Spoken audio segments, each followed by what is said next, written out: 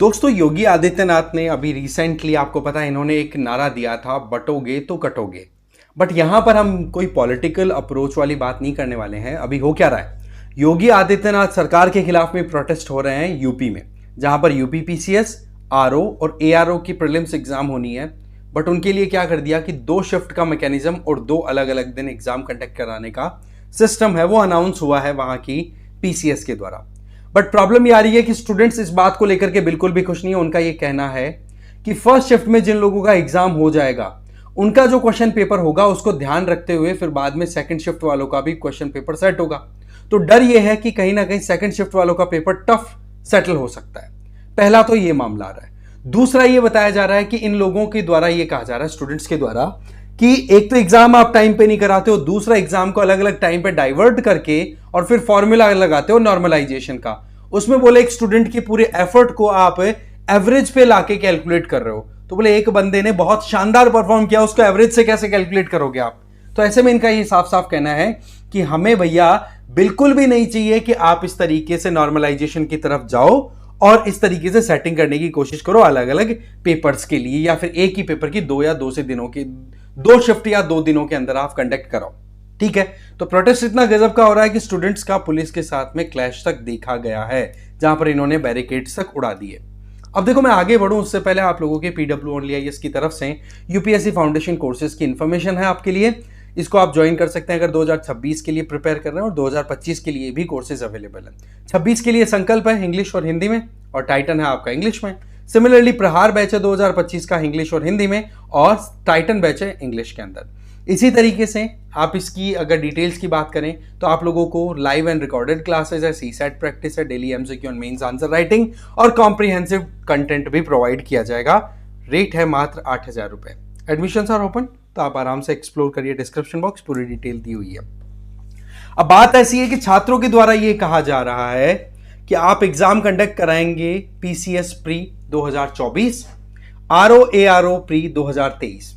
अब इनको 2 दिनों में आप कंडक्ट कराओगे अलग अलग शिफ्ट में। जैसे कि हम यूपी पीसीएस की बात करें तो प्री 2024 है 7 और 8 दिसंबर को प्रस्तावित था ये, राइट। और आरओ और एआरओ प्रारंभिक जो प्रीलिम्स है उसका 2023 का पेपर जो है वो 22 और 23 दिसंबर को कराई जाएगी।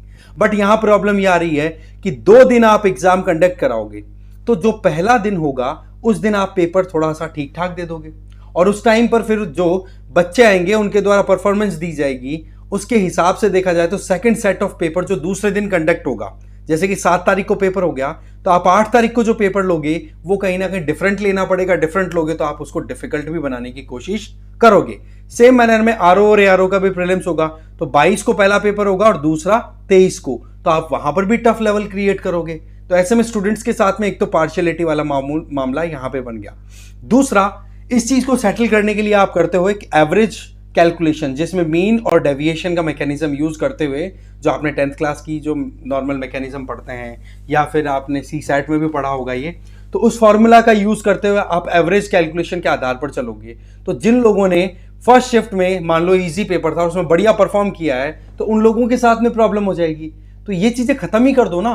क्यों ना आप पूरी एग्जाम को एक ही दिन में कंडक्ट करा करके फ्री कर दो, पूरे मामले को रफा दफा करो। ये इनकी डिमांड आ रही है। आप देखेंगे कि 2 दिन से प्रयागराज में गांधीवादी अप्रोच, बिल्कुल शांति से प्रोटेस्ट कर रहे हैं, नॉन वायलेंट मैनर में। बट अगेन अभी तक केवल बातचीत हो रही है, आउटकम कुछ लिखना नहीं है। स्टूडेंट्स का ये कहना है, एस्पिरेंट्स का ये कहना है कि भाई हमें जब तक आश्वासन नहीं मिलता सरकार की तरफ से प्रॉपर, हम नहीं यहां से हिलेंगे। अब हमें थोड़ा सा ये समझना होगा कि नॉर्मलाइजेशन प्रोसेस कैसे काम करता है। देखो, इसका फॉर्मूला है raw score minus mean score divided by standard deviation.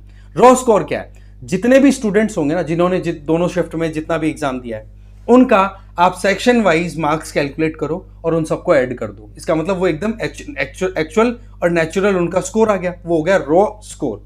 फिर अब आपको करना है कैलकुलेट, मीन कैलकुलेट कर लो, स्टैंडर्ड डेविएशन कैलकुलेट कर लो, जिनका सिंपल स्टैंडर्ड फॉर्मूला होता है जो आपने आराम से स्टार्ट्स कैलकुलेट करते हैं उनमें यूज होता है। तीनों चीजें कैलकुलेट होगी। अब आपको क्या करना है, ये नॉर्मलाइजेशन का फॉर्मूला अप्लाई कर देना है। जो भी आपने अलग अलग कैंडिडेट्स का रॉ स्कोर कैलकुलेट किया है वो डाल दो, फिर मीन स्कोर क्या आ रहा है एवरेज, उसको माइनस में कर दो और डिवाइड कर दो डेविएशन कितना आ रहा है उससे, तो वो आ जाएगा उस पर्टिकुलर स्टूडेंट का नॉर्मलाइज्ड स्कोर। अब ऐसे में फिर उस स्कोर के आधार पर फिर आप स्टूडेंट्स की रैंकिंग रिलीज कर दो। ऐसे में ये जो प्रोसेस है ये है तो बड़ा आसान समझने में, क्योंकि मोरलेस हमने ये चीजें 10th क्लास तक ही पढ़ ली होती है, ये सिंपल फार्मूलाज हैं। बट प्रॉब्लम क्या आ रही है कि भाई एग्जाम है, यहां पर कोई मैथमेटिक्स का फॉर्मूला सॉल्व थोड़ा ना करना है। दूसरा, यहां पर आप कोई अगर पॉलिसी बनाते हो तो फिर भी चल जाए कि हाँ जी हमारे पास में एवरेज डेटा की रिक्वायरमेंट है, तो हम कैसे अप्रोच डेवलप करें, कहां पर कितना पैसा लगना है, कहां पर क्या आउटपुट है, कहां कितनी अप्रोच की जरूरत है। बट ये तो एक एग्जाम है ना, इसलिए स्टूडेंट्स प्रोटेस्ट लगातार कर रहे हैं कि हमें बिल्कुल भी नहीं चाहिए नॉर्मलाइजेशन। क्योंकि आप ये मान के चलें कि जितनी ज्यादा लेयर क्रिएट होती जाती है उतने ही ज्यादा करप्शन के चार्जेस मिलते चले जाते हैं। क्योंकि फिर वहां पर मैं तो सीधी बात बताऊं आपको, मैंने कई वीडियोस भी बनाए हैं और नोटिस भी करते हैं कि मतलब लोग ना इस तरीके के लूप होल्स का यूज करके अपने रिश्तेदारों को और इनको जगह दे देते हैं। और ये एलिगेशन कोई यूपी पीसीएस की बात ही नहीं कर रहा हूं मैं, आरपीएससी पर भी लगते हैं। मध्य प्रदेश का जो पीसीएस है वहां पर भी बहुत सारे ऐसे घपले हो रखे हैं, लिस्ट है लंबी सारी। तो पूरे देश में ही ये प्रॉब्लम है। तो इस प्रॉब्लम का सोल्यूशन क्या हो सकता है, प्लीज आप कमेंट बॉक्स में बताओ। सीधी बात है, यूपीएससी के द्वारा एग्जाम कंडक्ट कराई जाती है, तो यूपीएससी में एक फंडा तो क्लियर है एटलीस्ट कि हाँ जी एग्जाम होगा, हर साल का अपना खुद का टाइम टेबल सेट हो गया। कोरोना जैसी कोई इमरजेंसी सिचुएशन नहीं है तो वो टाइम टेबल स्ट्रिक्टली फॉलो किया जाएगा, अदरवाइज थोड़ा डेविएशन होता है तो कोई चांसेस बहुत रेयर है। वहीं पर स्टेट पीसीएस के अंदर क्या होता है, मनमानी चलती है पूरी की पूरी। तो ऐसे में इस मनमानी को रोकना बहुत ज्यादा जरूरी है। और वहां पर जिस तरीके का अलग अलग लेवल पे करप्शन चल रहा है, लोग वहां पर अपने ही फैमिली मेंबर, अपने नॉन इंडिविजुअल्स को पाक करते हैं, वो चीज रुकनी चाहिए। और इसी बात को लेकर के ये प्रोटेस्ट है। अब देखने वाली बात है कि स्टूडेंट्स हैं वो क्या चाह रहे, मतलब जो चाह है उनकी वो उनको एश्योर किया जाता है कि नहीं। बताया जा रहा है कि अधिकारियों से बातचीत हुई है बट अभी तक कोई आउटपुट प्रॉपरली मिला नहीं है।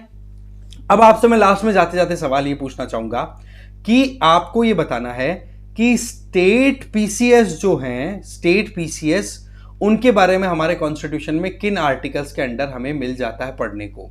तो आप उन आर्टिकल्स के बारे में बताओ। स्टेट पीसीएस या यूपीएससी के बारे में हमारे कॉन्स्टिट्यूशन में कौन कौन से आर्टिकल्स के अंडर प्रोविजन किए हुए हैं, आप कमेंट करके इसका आंसर दीजिए। और नए टॉपिक के साथ फिर से मिलेंगे, तब तक के लिए जय हिंद जय भारत। बने रहिए पीडब्ल्यू ज्ञान कोश के साथ।